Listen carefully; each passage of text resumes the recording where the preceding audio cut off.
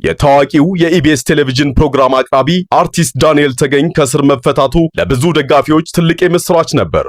ሰላም ጤና ይስጥልኝ ውድ የተከበራችሁ የቻናላችን ቤተሰቦች፣ ዛሬ በኢትዮጵያ የሚዲያ ዓለምና በኪነ ጥበቡ ዘርፍ ውስጥ ትልቅ መነጋገሪያ የሆነውንና ብዙዎችን ግራ ያጋባውን ጉዳይ ይዘንላችሁ ቀርበናል። የታዋቂው የኢቢኤስ ቴሌቪዥን ፕሮግራም አቅራቢ አርቲስት ዳንኤል ተገኝ ከእስር መፈታቱ ለብዙ ደጋፊዎች ትልቅ የምስራች ነበር። ነገር ግን ይህ የምስራች ብዙም ሳይቆይ ሌላ ያልተጠበቀ ወሬ ተከታትሎ መጥቷል።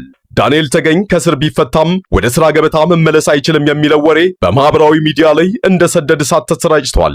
ምክንያቱ ደግሞ የእስር ዋስትናህን ወይም ደግሞ የህግ ሂደቱን ገና አልጨረስክም፣ ስለዚህ ቆይተ ስራን ትጀምራለህ መባሉ ነው። ይህ በእርግጥ እውነት ነው ወይስ የተለመደው የሶሻል ሚዲያ ወሬ? ዛሬ እኛ ይሄን ጉዳይ በትንታኔ እንመለከተዋለን። በመጀመሪያ ደረጃ አርቲስት ዳንኤል ተገኝ በኢትዮጵያ የቴሌቪዥን ስክሪን ላይ ያለው ተሰሚነትና ተወዳጅነት ቀላል አይደለም። የእሱ ከስክሪን መራቅ ለኢቢኤስ ስም ቢሆን የገቢና የተመልካች መቀነስ ሊያስከትል እንደሚችል ይታወቃል። ሆኖም ግን እንደ ኢቢኤስ ያለ ትልቅ ተቋም ከህግ ጋር የተያያዙ ጉዳዮችን በቸልታ ይመለከታል ተብሎ አይታሰብም። አሁን እየተባለ ያለው የዋስትና ግዴታህን አልጨረስክም የሚለው ነጥብ በህግ ቋንቋ ሲተረጎም ምን ማለት ነው?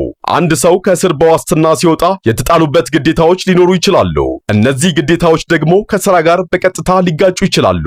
ለምሳሌ በየሳምንቱ ፖሊስ ጣቢያ መገኘት ወይም ደግሞ የተወሰኑ ገደቦች ካሉበት ተቋሙ ጉዳይህን ጨርሰህ በሙሉ አቅምህ ብትመለስ ይሻላል የሚል አቋም ይዞ ሊሆን ይችላል። እስቲ ጉዳዩን ከአርቲስቱ አንጻር እንየው። ዳንኤል ከእስር እንደወጣ ወዲያውኑ ወደ ስራ መመለስ ይፈልጋል። ምክንያቱም ስራው ህይወቱ ነው።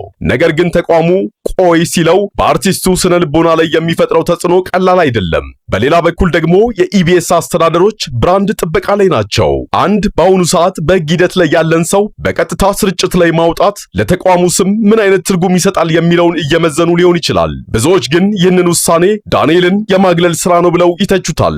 እንዴት አንድ ሰው ከስር ተፈቶ መብቱ ሳይከበር ይቀራል የሚሉ ድምጾች በፌስቡክና በቴሌግራም ጎልተው የተሰሙ ነው። እኛም የምንለው ነገር ቢኖር ህጉና አሰራሩ ግልጽ መሆን አለበት። ዳንኤል ተገኝ የብዙዎች ተምሳሌትና ጎበዝ ባለሙያ ነው። የእሱ ወደ ስራ አለመመለስ የሚዲያውን ድምቀት ይቀንሰዋል። ይሁን እንጂ የህግ የበላይነት መከበር እንዳለበትም አንዘነጋም። ምናልባትም ኢቢኤስ ይህንን እያደረገ ያለው ዳንኤልን ከተጨማሪ የህግ ውዝግብ ለመጠበቅ ሊሆን ይችላል።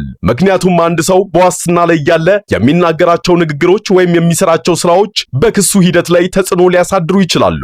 ለማንኛውም ግን ዳንኤል ተገኝ በቅርብ ወደሚወደው ስራ ተመልሶ እንደምናየው ተስፋ እናደርጋለን። እናንተስ በዚህ ጉዳይ ላይ ምን ትላላችሁ? ኢቢኤስ ዳንኤልን ቆይ ማለቱ ትክክል ነው ወይስ አግባብ አይደለም? አስተያየታችሁን በኮሜንት መስጫው ላይ አስፍሩልን። ጉዳዩን በቅርብ እየተከታተልን ተጨማሪ መረጃ ካገኘን ወደ እናንተ የምናደርስ ይሆናል። ስላዳመጣችሁን እናመሰግናለን።